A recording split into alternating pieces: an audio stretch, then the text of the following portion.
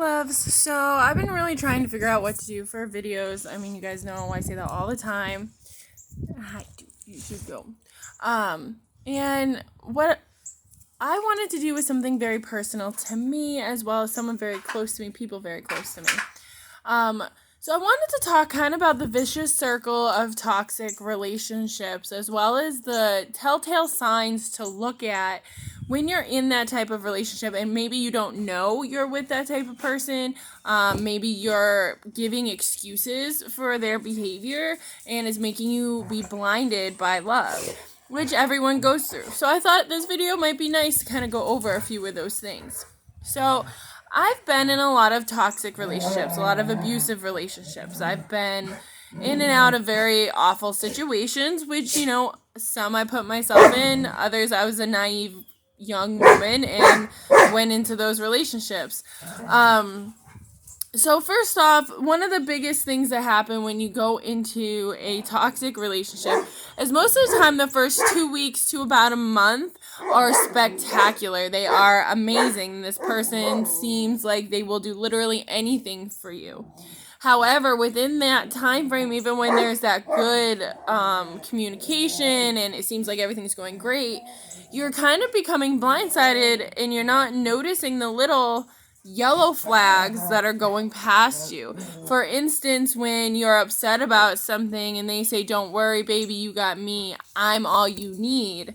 Okay, yes, that feels nice to hear. However, a lot of times that is a very first sign of a controlling person, which will lead to a toxic relationship. When someone wants you to believe you are all they need or they are all you need, is a very fine line to walk, because you want someone to cherish you.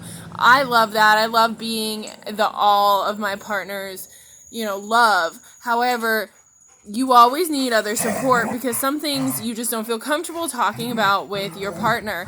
So for someone to say, "Don't worry, baby, I'm all you need," you may notice that they start to cut into your personal relationships with others as the relationship progresses. Now, a lot of times this can even lead to trying to cut you off from your own personal family and parents.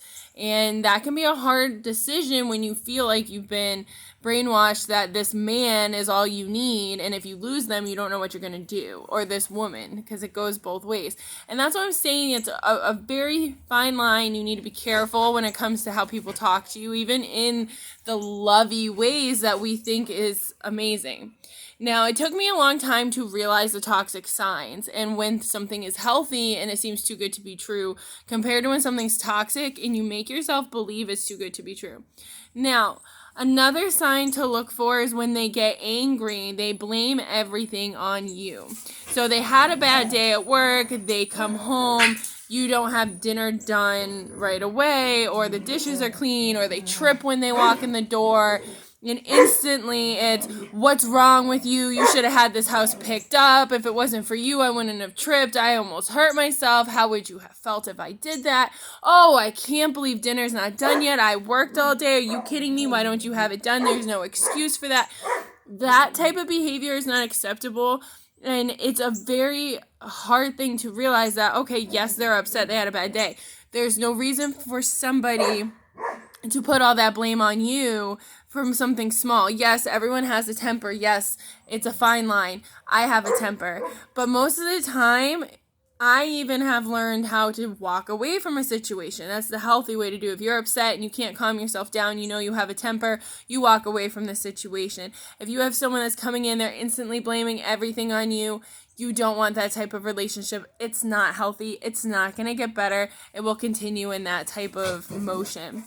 Now, let's just say this relationship's progressed and you've let all these little flags go. Next could come a very emotionally abusive fight, or even sometimes something physical. Now, I have been in all sorts of physical abusive relationships, whether it's getting yourself pulled by your arm into a different room, getting spit in your face, someone giving you Indian burn on your arms. It could even be feeling like you have to hide away from this person because they're going to hurt you. Anything like that. And if if you're dealing with anything like that, you need to be careful. Hey, shh, calm down. Alright, you guys are separating. Doggy's going crazy. Hold on 1 second. Ooh, in the house. Okay. So, sorry about that. If you get to the place where you have dealt with physical abuse, whether this is getting punched in the face, spit in the face, you're pulled in a different room, shoved into a wall, shoved off the bed, kicked, anything, smacked, flicked in a way that is supposed to cause physical harm, and people might laugh at that, but any little type of physical abuse usually will lead to more and more dangerous physical abuse. And a lot of times when the first time happens, you're drinking, you're smoking weed, there's other people around that influence the situation, and you can make up excuses for these people. However, no excuse is good enough, and we need to remember that. Have more self-pride in yourself than to let yourself be subjected to someone who is going to physically harm you. And even if they haven't physically harmed you, but they call you the C word, the B word, they tell you to go F yourself, why don't you go suck a D, like anything, and they're constant with it. You're a slut, you're a hose bag, what's wrong with you? Oh, I bet you're sleeping all over town. Oh, I bet I'm not good enough for you. What are you doing on your phone all the time? Oh, you can't just hang out with me. Oh, who else are you talking to? Your other boyfriends? Of course you would, because you're a piece of shit. Even if there's no physical violence, and you're dealing with emotional abuse in any form or sense in that manner, it's not okay. If someone's putting you down all the time, making you question your own decisions, it's not okay. If your intuition's pulling you in a way that's telling you something's wrong, but he's telling you, no, listen to me. I'm who you need to listen to. Don't worry, you're just being crazy. You're anxious. You're worrying about nothing. Just listen to me. You can trust me.